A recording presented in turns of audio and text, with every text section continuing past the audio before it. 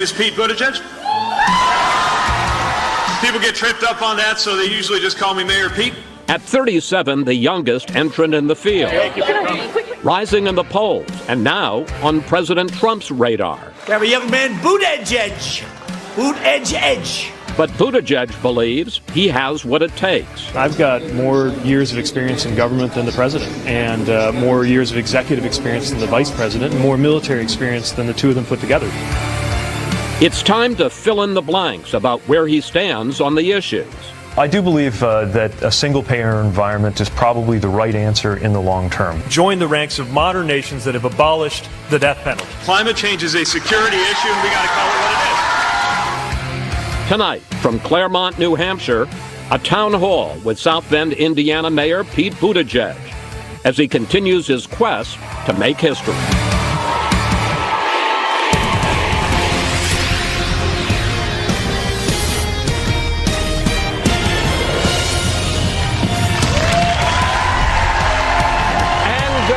From Stevens High School here in Claremont, New Hampshire, home of the 2016 state football champion Stevens Cardinals.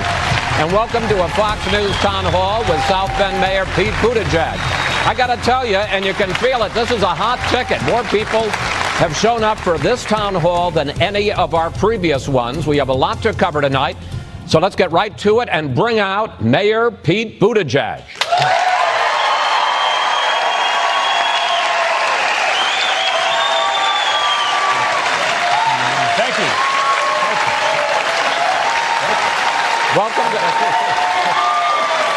Welcome to Claremont. You seem to have a lot of friends here ready to answer their question.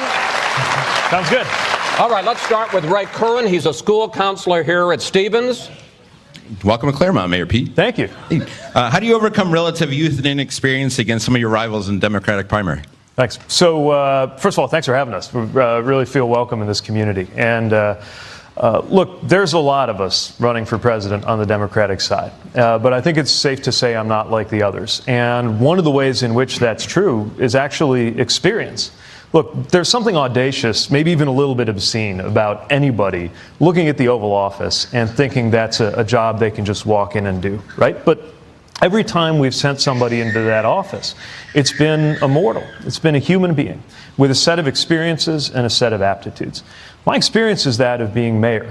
And I would say being a mayor in a city of any size in America right now is about as relevant as it gets. I've literally got the 3 a.m. call to deal with an emergency.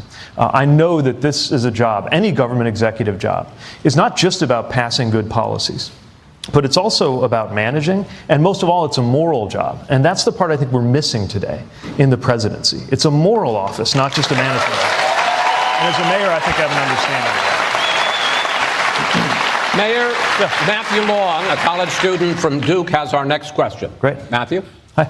In a party that rightly values diversity of candidates, how will your policies stand out and win the nomination? Thanks. Well, as you said, it's a point of pride for the Democratic Party that we care about diversity, that we want to make sure that our leadership reflects the country that we serve. I've sought to do that in my administration as mayor. I'm doing that with the campaign team that I'm surrounding myself with. But as you said in your question, it's also not just a question of the makeup of your team, it's what your policies are going to be. And we need to make sure that this is an inclusive set of policies that's going to serve everybody well. For example, we know just by the numbers that if you're a person of color in this country, in many ways you might as well be living in a different country. You look at the rate at which black women are likely to die from maternal complications, it's about 3 times what it is for white women. That didn't just happen. And it's not going to get fixed without policies that specifically pay attention to how those racial inequities got there in health, but also in areas like housing, like employment, and of course the criminal justice system that frankly does not treat everybody the same. So whether it's an agenda for black Americans or whether it's making sure that LGBTQ Americans are protected, which is obviously a big concern right now with the policies and the behavior coming out of Washington, whether it's making sure immigrants are treated fairly, disabled people, women, just about every one of us in some way belongs to a group that could be marginalized if we don't have the right kind of policies to lift all of us up. And those are the kinds of policies we're going to be talking about throughout this campaign. Mayor, if I can follow up with you, and particularly on Ray's question about your youth. You would, if elected, be the youngest president ever at 37. You say that your face, in a way, is your message, that you believe that this country needs generational change. One of the things you say is we need a president who's making choices for 2054, which is when you'll be as old as Donald Trump is now. Right. On the other hand... It's always fun hearing that sink in a little bit. Okay, well, let's have this sink in as well. You could also make choices for 2058, which is when you'll be as old as Joe Biden is now. So the question is it go for him too? Does the country need generational change among Democratic leaders? Well, I'm not going to speak to any of my competitors and whether they ought to run, because everybody's got to make that decision for themselves. What I will say is I think I have a different kind of propulsion when it comes to dealing with these issues, because they're personal. You know, what the world is going to look like in the 2050s isn't just something I think about or write about or wonder about. It's hopefully going to be my life too. And that's why making sure we actually do something about climate change, making sure we actually have a fiscally sustainable path. I know it's not as fashionable in my party to talk about deficits, but you look at what the Republican Congress did, blowing $1 trillion hole in our budget with a tax cut for the rich that America did not need. These problems will be visited on the heads of not just my children and grandchildren, but me and people in my generation too. And I think it gives me an ability to speak to those issues. But I'm not really asking you whether, obviously, Joe Biden is going to run, whether you think he should or not. But if the point is to have a president who's looking out over a long horizon, because they're as young as you are, and you say a president who you are not going to be as old as to 2054, perhaps is disqualified. Couldn't just say that for a president who is you're going to be as old as in 2058. I don't think anybody's disqualified. The only disqualification related to age is if you're under the constitutional limit of 35. Look, I know people who are twice my age who are as vigorous as people who are half my age, but I do think there's a special value to generational change at a moment like this, because we're not just living through another election. I believe we're living through one of those transitions between moments in American history, as consequential as the one that brought us the New Deal or the dawn of the Reagan era, which I would argue is actually a 40-year period that has only now come crashing to a halt with the hostile takeover of the Republican Party by the current president. And it does call for that longer view. So everybody's got different attributes that they bring. One of the ones I bring, I think, is the possibility of that kind of generational shift. One of the big issues that everybody's been talking about this week is that 8 states have now passed laws this year that sharply restrict a woman's right to have an abortion. That's right. And one of the people here, Rachel Osmondson, a PhD candidate in engineering sciences, has a question about that. Rachel? Yeah, if you become president, what policies would you put in place to protect every woman, regardless of her zip code's right to have an abortion? Thank you. So I believe that the right of a woman to make her own decisions about her reproductive health and about her body is a national right. I believe it's an American freedom. And I believe that should be enjoyed by women in every state.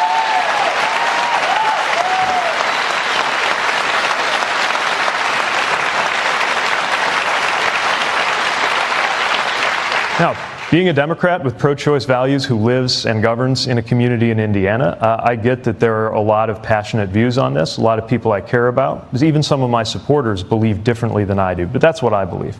And I believe that the next president needs to be ready to protect those rights. First of all, and the simplest thing, is appointing justices and judges who recognize that that is part of American freedom. Another is to make sure that we're not starving America of resources, not just for that kind of reproductive care, abortion care, but all kinds of reproductive care. If we really care about women, if we really care about life, then we've got to make sure, from common sense sex education to access to birth control, that we're preventing many of those unwanted pregnancies from happening in the first place.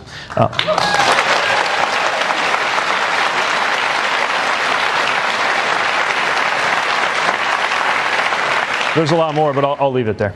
All right.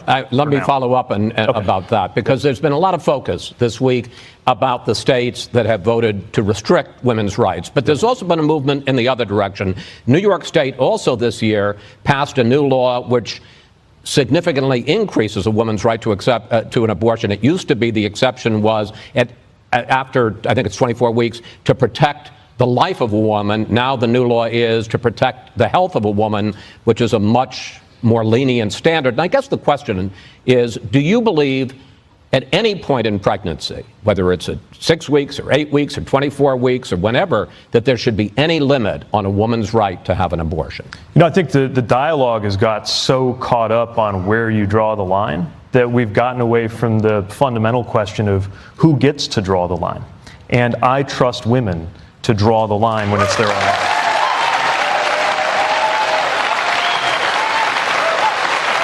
So just to be clear, you're saying that you would be okay with a woman well into the third trimester deciding to abort her pregnancy? Look, these hypotheticals are usually set up in order to provoke a strong emotional... In fairness, sir, it's not hypothetical. There's 6,000 women a year who get abortions in the third trimester. That's right, representing less than 1% of cases. I know, but 6,000 pregnancies. Let's take ourselves in... Yeah. So let's put ourselves in the shoes of a woman in that situation. If it's that late in your pregnancy, that means almost by definition, you've been expecting to carry it to term. We're talking about women who have perhaps chosen a name, women who have purchased a crib, families that then get the most devastating medical news of their lifetime, something about the health or the life of the mother that forces them to make an impossible, unthinkable choice. And the bottom line is, as horrible as that choice is, that woman, that family may seek spiritual guidance, they may seek medical guidance, but that decision's not going to be made any better, medically or morally, because the government is dictating how that decision should be made.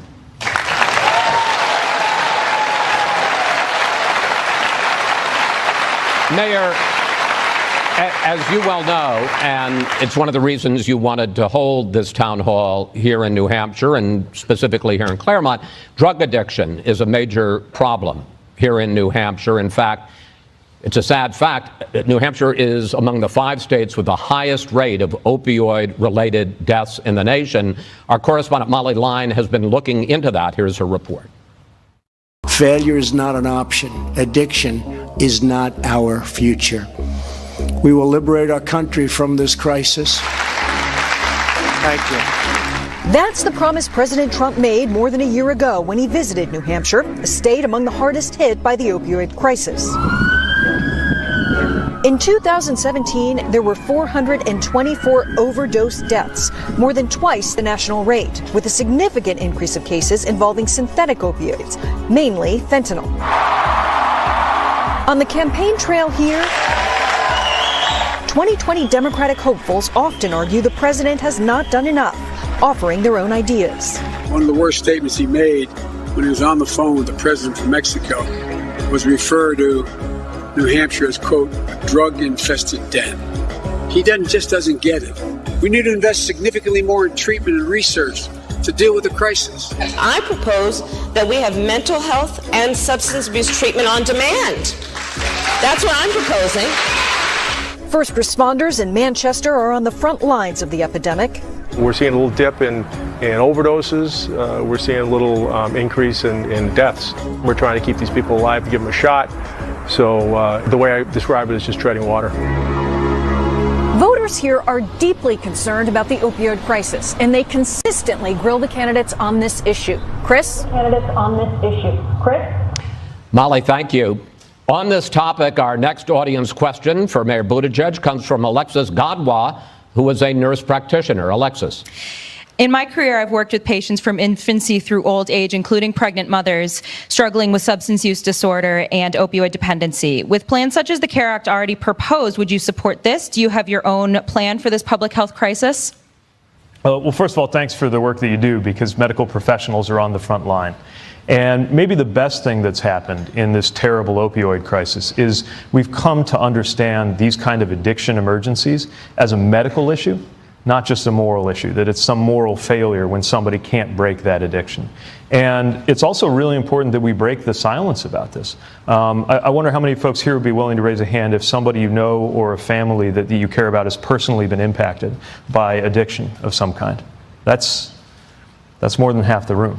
So we've got to bring it out of the shadows. And I do believe the kind of legislation you're talking about is moving us in the right direction. We can do a lot locally, too, but we can't do it alone. Like in South Bend, of course, we made sure that our first responders were equipped with Narcan so that if they find somebody in a potentially lethal overdose, they can help bring them back. But if you wake up hospitalized after you've been brought back from an overdose, and you're told that we can get you signed up for some kind of rehab or treatment program, but it's weeks away, your life depends on whether you can make it through those weeks. That's why I think we need to fund more people to be trained as interveners, as helpers, to assist somebody in holding their hand through that process and reduce the backlog for getting into that kind of treatment. We also need to support medication-assisted therapy by funding more people being able to get qualified in it. It is life-saving. Again, we are talking about a medical issue. And it can be treated medically if we have a recognition, yes, in our policy, but also just in our culture, that addiction issues and mental health issues deserve to be treated on an equal playing field with physical health issues. Mayor, we want to get, obviously, a lot of people here want to ask you questions. We want to get to more of them. You talked at the very beginning about fiscal responsibility. We want to turn now to Tyler Sweeney. He is the New Hampshire State Director of the Concord Coalition, which you may know is a nonpartisan group that focuses on debt and deficits and entitlements. Tyler. Thank you. Recently, we reached $22 trillion in national debt. We're on track to reach $1 trillion in deficits as soon as next year. What would President Buttigieg do to restore fiscal responsibility and slow or stop the growth of our debt? Well, first of all, you don't blow a hole in the budget with an unnecessary and unaffordable tax cut for the very wealthiest. So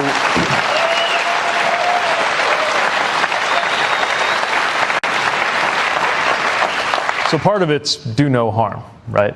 But there are also proactive steps we need to take. We need to be smart about spending, just as I have to be as a mayor. You know, the city of South Bend doesn't have its own currency, so I don't get to print money in order to deal with the gap in the budget. We just have to figure it out. And I think we need a little bit more of that mentality in the federal government. But, you know, debt can play a role. Deficits can play a role, especially when you're doing deficit spending that pays for itself in the long run. Now, tax cuts for the wealthy don't do that. But investments in education, in infrastructure, in health, sometimes can. And so we should be honest about the fact that sometimes that's appropriate, but not if you have no vision of what kind of revenue is going to support it. And so when candidates, Democrats, go out promising, as I think we should, that we're going to have major increases in investment in things like education, health, and infrastructure, we also got to be willing to say where the revenue is going to come from. And it's why we really do need to entertain ideas like I would say a fairer, which means higher, marginal income tax rate on those earning the most, a reasonable wealth tax or something like that to make sure that people are giving back when they become enormously wealthy. Perhaps a financial transactions tax that taxes these millisecond differences in computer trades that people become enormously wealthy off. I'm not saying we ban them, but since it's not obvious how much real value they're adding to the economy, the least we could do is get some value for the American people. And also closing the corporate tax loopholes and incentives for offshoring that have it to where pretty much everybody in this room probably paid more, personally, in federal income taxes than some of the most wealthy multinational corporations like Amazon that made billions in profits and paid zero last year. So, we got a lot more questions coming up, Mayor, for you. We're going to take a break here, but we're going to ask you when we come back after the break, just to give you a little preview, how can you put together a coalition that can win the Democratic nomination? And how, if you'd become the nominee, would you take on President Trump? All of that coming up as we come to you live from Stevens High School in Claremont, New Hampshire.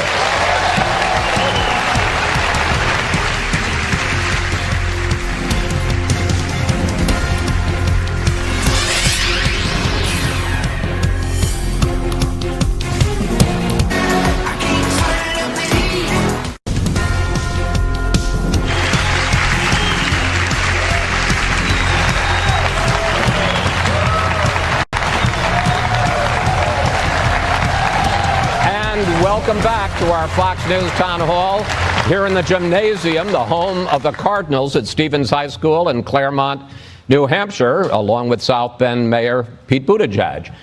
According to the polls, most voters don't know much about the mayor. Here's a closer look at his life and his career.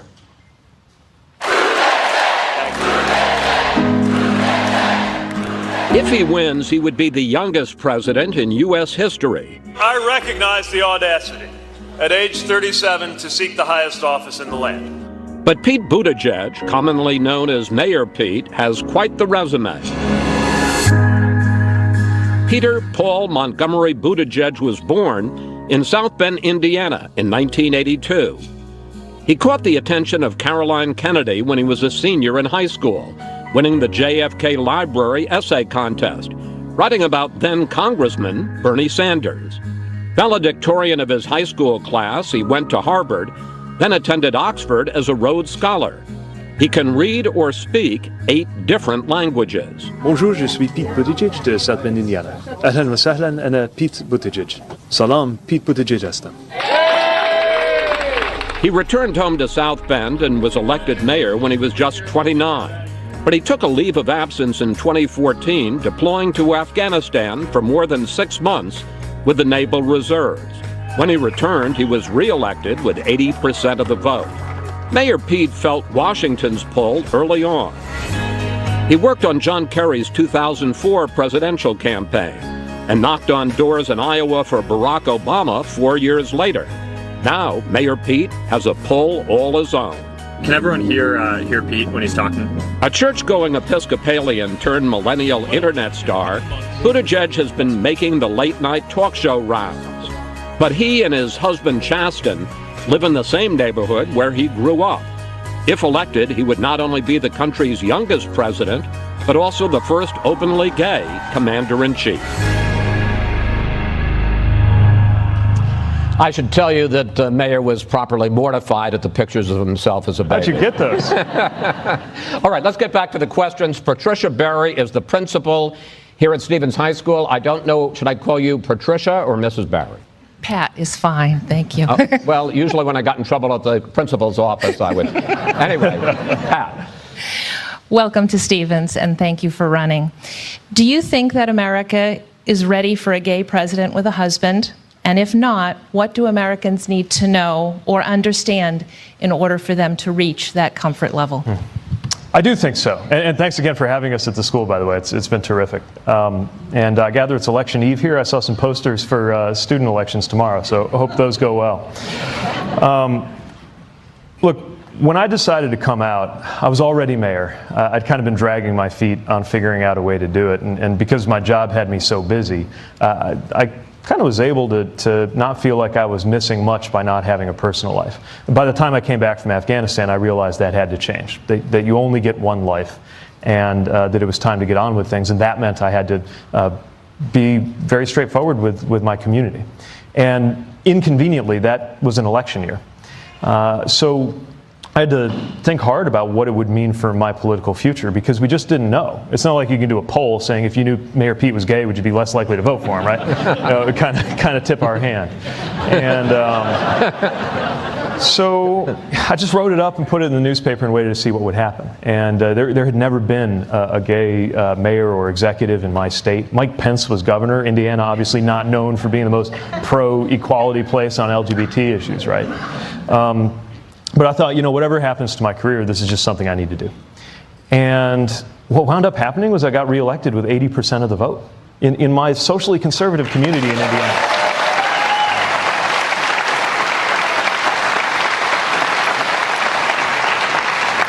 I get that there's, in particular, an older generation of people who grew up conservative who were brought up to reject who I am. But I also see, if nothing else, because I think these are also compassionate people, that anybody can kind of make their way to the right side of history if you just remind them that we're all people, and that love is one of the best things any of us has to offer. But I think in this election, Americans are going to vote based on who's going to make them better off. Who's trying to get you a raise? Who's trying to protect your health care? Who's trying to secure your freedom? Who actually has a vision about where America is headed globally and here at home? I really have, you don't run for office unless you have some measure of faith and hope in the American people, that for all the ups and downs of the political process and all the moments when it delivers a result that's disappointing, that at the end of the day, it's worth trusting voters with that choice, and that they will evaluate you for who you really are.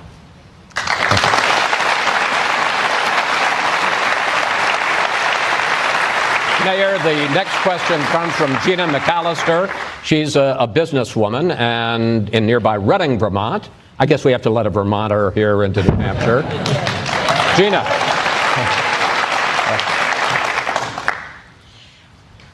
Hello. Hi. In recent polls, it appears that while you're extremely strong among many voting segments, you haven't managed quite so well to engage minority voters, especially those of color. What are you doing or planning to do to better reach that segment of our population? Thank you. It's a really important strategic but also ethical question for our campaign. It's not just in order to win, but in order to deserve to win. Then I need to make sure my campaign in its supporters as well as in its staff reflects the diversity of our country, of our party, and in particular my generation in our party, which is the most diverse ever. Voters of color where I live, the ones who know me best, helped return me with that big margin to office, but I had years to get to know them. And when we had very divisive issues related to policing that really came between my administration and the black community in my first few months in office, it took years of engagement and policy work and all kinds of things that we did together to build up that trust. We don't have years to earn the confidence of voters in the primary electorate. Frankly, voters who feel like they've been let down by Republican and Democratic presidents alike. And the challenge for us is, I don't have the advantage of having been famous for years and years. And when you're not somebody that people feel like they've known for a long time, nor yourself a person of color, you got to work extra hard to get to know folks. But that's exactly what we're doing. In our travels, not just in the town halls and the speeches and the kind of stuff you see on TV, but sometimes behind closed doors in private, we're engaging in a process of listening and speaking with activists, with faith leaders, with community leaders, elected officials from communities of color to make sure that they are able, not just I hope to support my campaign, but also to shape it by letting me know what things they believe are most of concern.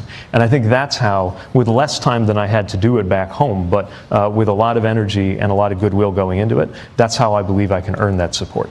Mayor, I want to, if I may, drill down on this a little bit, because people have been struck, not particularly here in New Hampshire, but in places where there is a very large African-American population like South Carolina, how few people of color show up at your rallies. We had a Fox News poll that just came out this week, and it showed that among people of color, you have less than 1% support, as opposed to Joe Biden, who has 38%. I understand he's been around for a long time. He was Barack Obama's vice president.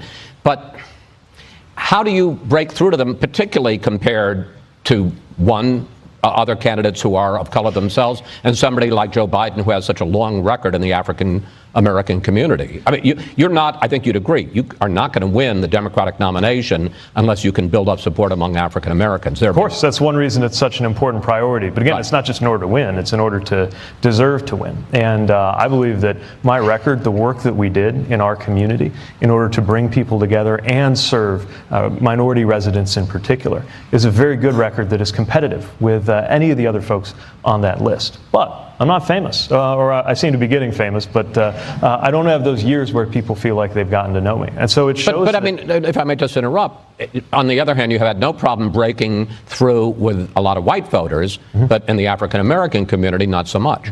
So there are the folks who are going to automatically find their way to my events, to my campaign, to my rallies, and then there are the people who will not hear my message unless I reach out to them. And I think that's particularly true of black and brown voters who are just skeptical of people who come along seemingly out of nowhere. And so it's why we've worked so hard to make sure that as we go into this summer, in our outreach and in our substance, that we're speaking to voters who are concerned with what the next president can do to deal with, for example, the glaring racial inequities that we see in our society. It's not just the criminal justice system, although that's one of the ones that rightly gets talked about the most. It's entrepreneurship, it's health, it's education, it's housing. And I think voters are expecting to hear what you're going to do about it. I'm very much looking forward to continuing to engage with voters on why our plan is the one that makes the most sense. Another question. Colby Clough is 19 and works at a local grocery store. Colby. Hi. Hello, Mayor Pete. My question is, what is your opinion, if any, about the Democratic Party possibly impeaching Trump and making it so people think twice about voting for a Democrat in 2020? Well, I think that if you look at the conduct of this administration and the conduct of this president, there's no question that it is beyond the pale morally. To put it politely, it is legally questionable too. And he may well have done things that deserve impeachment, but that's for Congress to decide. My role, not as a member of Congress, but as a candidate, is to try to get a new president in a different way. In other words, I think that the thing that would really put an end not just to this presidency, but to the divisiveness, to the corruption, to the behavior, and to the cover that congressional Republicans, many of whom you can just tell know better, but they're giving it cover because they think they have to politically. The best way, in my view, to change that equation is for there to be an enormous defeat for this president and what he represents at the ballot box.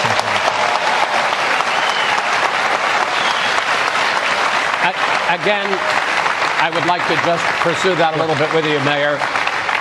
Let's talk about, and I'm less talking about policies than the dynamic of running against Donald Trump, because as we saw in 2016, he is a formidable candidate and a very unconventional candidate. Right. He's already making fun of your name. He's making fun of your looks, comparing you to Alfred E. Newman. If you say, "What me worry right now," I'll give you $10, by the way. But seriously, how would you deal with him? Because that's one of the concerns, I think, for Democrats. Who can be on the debate stage, and how would you handle the insults and the attacks and the tweets and all of that? The tweets are, I don't care.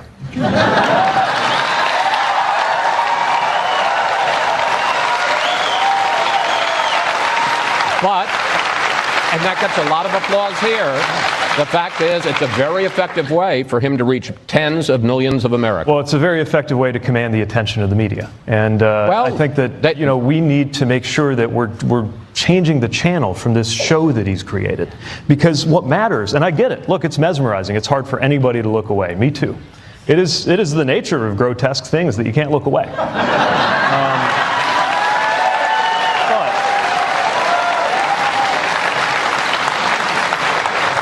But every time we're looking at the show and the latest tweet and the latest silly insult, what we're not looking at is the fact that we're the ones trying to get you a raise and they're the ones blocking it. We're the ones trying to preserve your health care and they're the ones trying to take it away. We are the ones who are actually prepared to deliver on something like paid family leave, and they're against it. Their positions, as a general rule, are unpopular. And if we focus on what's going to happen in your life, in other words, if we make it less about him and more about you, paradoxically, I think that's actually the best way to defeat him. Now, the other thing we've got to do is we've got to find people where they are. You know, a lot of folks in my party were critical of me for even doing this with Fox News. And I've heard that. and I get where that's coming from, especially when you see what goes on with some of the opinion hosts on this network. I mean, when you got Tucker Carlson saying that immigrants make America dirty, when you've got Laura Ingraham comparing detention centers with children in cages to summer camps,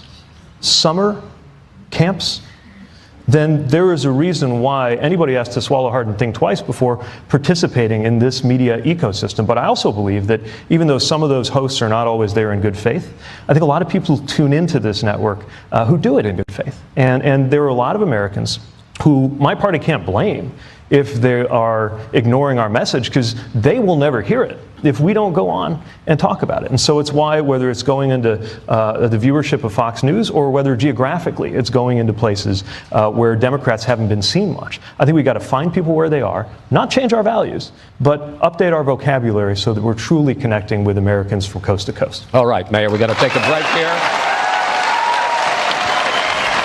Coming up, we'll turn to foreign policy and what the mayor learned from his deployment in Afghanistan as we continue our Fox News Town Hall with Mayor Pete Buttigieg live from Claremont, New Hampshire.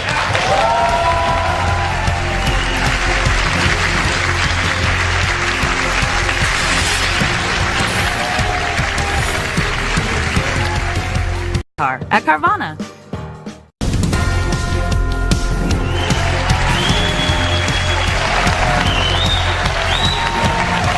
And welcome back to our Fox News Town Hall with Mayor Pete Buttigieg at Stevens High School in Claremont, New Hampshire. We want to turn now to foreign policy, which we haven't had much of a chance to talk about. Brian Cohen is a teacher at the Putney School, also from that strange place called Vermont. Brian? Hi, Mayor Pete. You've seen war firsthand. I'm wondering, under what circumstances would you consider the use of military force? You know, when you have been ordered abroad on the command of a U.S. president, you think a lot about what's at stake in that office. And there's nothing more grave than the fact that that office holds the power to deploy troops into war zones. I'm really concerned about the fact that right now we're seeing that power talked about in a very casual way. First, there was saber rattling, a suggestion that we would send troops to deal with Venezuela, which, as horrible as the situation is there, is not one where I see U.S. lives at risk. And now you see the same thing, or something different, but that same kind of saber rattling with Iran. By the way, reportedly engineered by John Bolton, who was one of the people who built the war in Iraq. How somebody who is behind that, one of the worst foreign policy mistakes in American history, is allowed anywhere near the situation room of a president who claims, probably falsely, but claims that he was against the Iraq war all along, is unbelievable to me. The next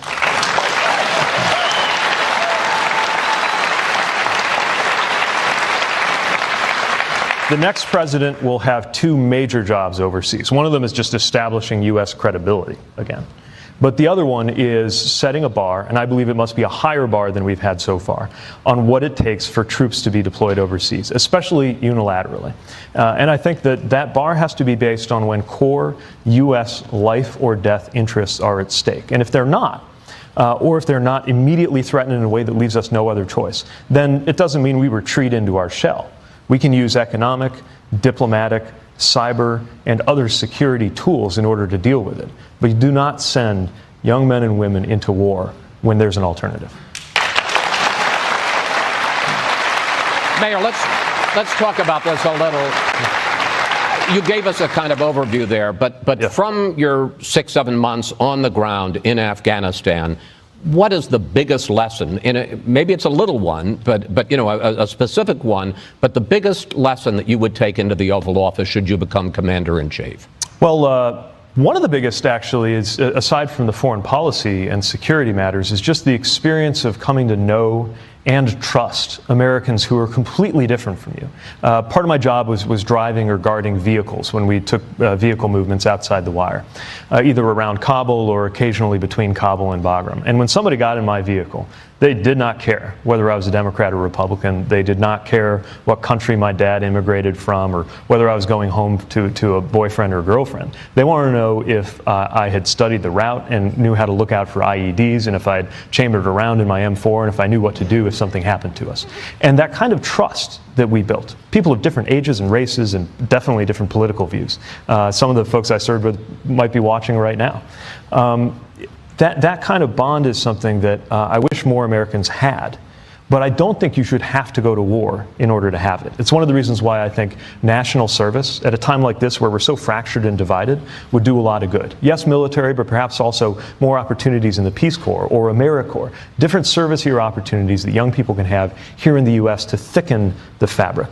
The other thing that I learned while I was abroad is even during these challenging times, at least my deployment, of course, was before this presidency, but how much respect people have for our country. I really could feel that when I walked into a room, especially on a ISAF headquarters base where you had people from every country in our coalition, that flag that was on my shoulder represented a country that was known for keeping its word. Even our enemies viewed us that way. And however imperfectly we've upheld our values, I could feel how important that was to our safety, as important as my body armor. And when I read reports that the president is considering pardoning or even preemptively pardoning war criminals, even after they have been tried by a jury of their peers, meaning that other U.S. service members in a legal proceeding determined that they had committed crimes, that is undermining the foundation of American moral authority, and I think in the long run, that is putting troops at risk. All right, let's get back to some questions. Sethu, and I hope I get this right, Sethu Odeapin. Did I do okay on that, Sethu? Yeah, that's pretty good. Okay. Well, listen, it took me a long time for Buttigieg, so I can relate. Fellow member of the unpronounceable name. He is a student who will be voting in his first election in 2020. Right. Sethu, your question. Hi, Mayor Pete. As a student entering college next year, my question is, how are you going to address the student debt crisis that affects so many of us? Yeah. Thanks for raising that. Are you attending here in New Hampshire, or do you know yet? Or? No, I'm attending Harvard next year. Oh, okay. All right, good stuff. So, look, college affordability is reaching crisis levels now. And this is a personal issue for us because our household has six-figure debt right now. And we can't go on like this. Not if we want to be a country where education has actually traditionally been an engine of mobility. It's how people of every background were able to get ahead. So there's some things we need to do on the back end. Like, I think if I can refinance the mortgage rate on a house, you ought to be able to do that with your student debt. And I think we ought to have more... We also have more ways to work that debt off, like the public service loan forgiveness program, which I think is a really great idea, but it's almost impossible to access those benefits. We also should be doing something on the front end so that when you're getting to be my age someday, you're not faced with those same issues. And that's where we've got to make sure that Pell Grants are massively expanded so that they are actually, and this time, let's actually peg it to inflation so we don't have to go back to Congress every time. We've got to work with states, and I'm afraid New Hampshire is among the one where the state does the least to keep college costs under control, but it's happening all over the country. So we've got to work with the states and press them using a kind of carrot and stick approach from the federal government in order to make sure that they are carrying enough of the load that it doesn't all come down on the students. And then we've got to look at those other opportunities that make it possible for students through things like service to be able to get whatever debt they do emerge with, which I think should be zero if you're a low or middle income student. I'm not prepared to promise that for the child of a billionaire going to any school, but I do think for everybody, if you have any college debt at all, there should be opportunities to have that reduced or waived based on things like public service. Mayor, I want to get one more question in this segment, and I'm going to need a short answer from you. You talk about a lot of structural changes. One of the things you talk about is perhaps changing the Supreme Court and making it 15 instead of 9. You talk about doing away with the Electoral College. I really want to ask you this question because here in New Hampshire, in the general election, less than 0.5% of the total popular vote is cast. On the other hand, New Hampshire has 4 electoral votes, and in a close contest, those become pretty precious, and you see the major candidates come up here. Wouldn't your plan to do away with the Electoral College hurt a state like New Hampshire? Well, first of all, New Hampshire's status as an early primary state is one of the things that sees to it that there is a lot of attention paid here. And it's actually something that I think forces us candidates to get out of national media mode and actually engage people in a human way, which is helpful. But when it comes to the general election, at risk of sounding simplistic, I think the right thing to do is just to have everybody's vote count the same. Look, states don't vote, people do. And the interest of somebody living in one part of this state versus another part of this state isn't the exact same just because they happen to be part of the same state. I think if we're going to call ourselves a democracy, it would be fitting for us to pick our president by just counting up all the votes and giving it to the person who got the most. I don't think it's that hard a concept, and I don't know why we're resisting that kind of change. Mayor Pete, thank you. Coming up, we're going to get a little personal with the mayor in a lightning round that you don't want to miss. When we return, I got to tease this, so they'll stay around. When we return to Stevens High School, home of the Cardinals, here in New Hampshire.